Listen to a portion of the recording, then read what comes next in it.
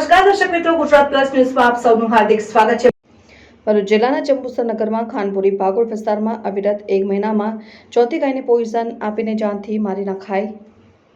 જંબુસર ગામમાં પોઈઝન આપવાથી 3 ગાયના મૃત્યુ, એક ગાય ગત રાત્રિએ મૃત્યુ પામી। જંબુસર નગરમાં અવિરત એક મહિનામાં 4 ગાયોને અલગ અલગ પ્રકારના પોઈઝન આપી ગાયને મારી નાખવાના પ્રયત્નો ચાલી રહ્યા છે। જંબુસર નગરના ખાનપુરી ભાગોળ વિસ્તાર બરોડા બેંક પાસે એક ગાયને પોઈઝન આપતા મૃત્યુ પામી। હિન્દુ ધર્મમાં જેને માતાનું બિરુદ આપવામાં આવ્યું છે તેવી ગૌ માતા જેને રાષ્ટ્રીય માતા ઘોષિત કરવા માટે સમગ્ર દેશભરમાં મુક્તેશ્વરા નંદ શંકરાચાર્યજી દ્વારા ગૌરક્ષકો ગૌ સેવકો દ્વારા રાષ્ટ્રમાતા ઘોષિત કરવાનું એલાન કર્યું છે। જ્યારે આવનારા સમયમાં ઉગ્ર આંદોલન પણ થનાર હોય ત્યારે ભરૂચ જિલ્લાના જંબુસર નગરમાં એક મહિનામાં ચોથી ગાયને પોઈઝન આપીને જાનથી મારી નાખવાના કાવતરા ચાલી રહ્યા છે। સરકાર દ્વારા ગૌ હત્યાને લઈને કડકમાં કડક કાયદાઓ ઘડવામાં આવ્યા છે, પરંતુ કોના દ્વારા આ રીતે ગાયને મારી નાખવાના પ્રયત્નો કરવામાં આવે છે તે અંગે જંબુસર નગરમાં ચર્ચાનો વિષય બન્યો છે। સૂત્રોના મળેલી માહિતી અનુસાર આ ગાય જંબુસરના રબારી સમાજની માલિકીની ગાય હોય તેવા સૂત્રોની માહિતી મળી રહી છે અને ક્યાંક ને ક્યાંક ગૌપાલક કોની નિષ્કાળજીના કારણે આ રીતે ગૌ હત્યા ચાલતી હોય તેમ લાગી રહ્યું છે। જંબુસર નગરમાં વારંવાર ગૌમાતા ખુલ્લી વરસાદી ઘાસમાં પણ ઘા પક્યાના કિસ્સા બનતા આવ્યા છે। મહા મુસીબતે ગાયોને વરસાદી ઘાસમાંથી બહાર કાઢવામાં આવે છે અને હિન્દુ સંસ્કૃતિમાં માતા તરીકે માનનાર ગૌ માતાની આવી દુર્દશા। તંત્ર દ્વારા આવા રખડતા ઢોરો ગાયોને પકડીને ગૌ માલિકોને દંડ કરવાની જરૂર છે। રિપોર્ટર ઇનાયત બાપુ, ભરૂચ। ત્યાગભાઈ દિનેશભાઈ પટેલ, વિશ્વ હિન્દુ પરિષદ બજરંગદળ ગૌરક્ષક પ્રમુખ। મારે ખાલી એટલું જ કહેવું છે હિન્દુ સમાજને કે ખરેખર જો તમે ગાયો પાલવો છો તો ગાયોનું ધ્યાન રાખો કે ગાયો ક્યાં જાય છે, શું ખાય છે, શું કરે છે તમે જુઓ, અને સમય થાય તેને પાછી પરત શોધવા નીકળો। એમ નહીં કે ગામના ભરોસે મૂકી દેવો કે રખડતી મૂકી દઈએ।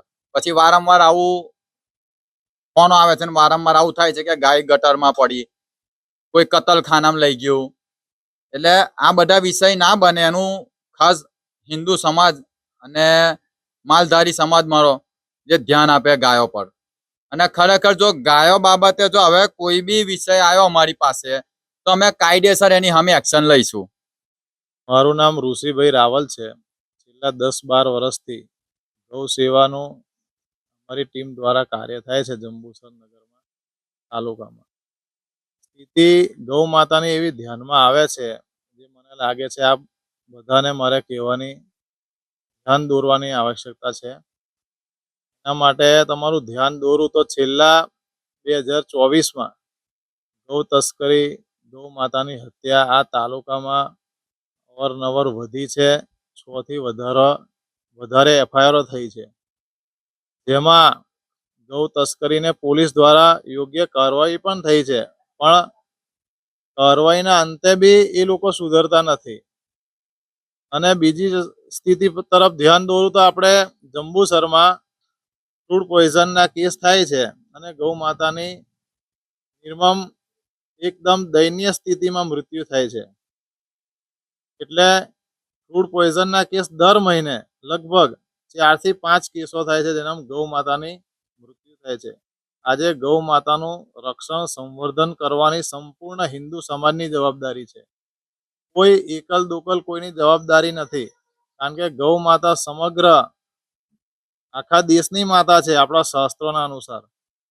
તો આપણે હિન્દુ તરીકે બધા પોતાના કર્તવ્યનું પાલન કરતા ગૌ માતાને લીધે આપણા પૂર્વજોએ જ્યારે માથા આપી બી દીધા છે અને માથા લઈ બી લીધા છે, તો એ ગૌ માતાની સ્થિતિ આજે કમ દયનીય બની છે। તો હિન્દુ સમાજ પોતાનું કર્તવ્યનું ભાન ભૂલી ગયો છે।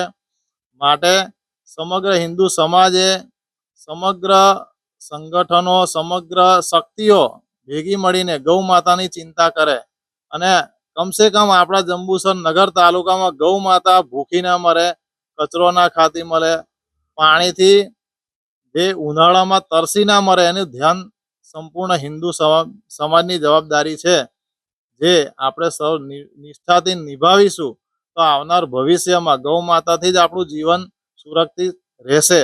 જેમ કોરોનામાં બી ગૌ માતાના લીધે જ અનેક હિન્દુઓના, અનેક નાગરિકોના, અનેક ભારતવાસીઓના જીવ બચ્યા છે, એમ આવનાર ભવિષ્યમાં પણ એવા અનેક રોગચાળા ફાટી નીકળશે, જેના સમાધાન રૂપે માત્ર ને માત્ર ગૌ માતા જ હશે, જે સમગ્ર સૃષ્ટિમાં માનવનું જીવન બચાવી શકવામાં સક્ષમ છે. એને માટે આપણે એનું રક્ષણ સંવર્ધન કરીએ. ભારત માતા કી જય. વંદે માતરમ.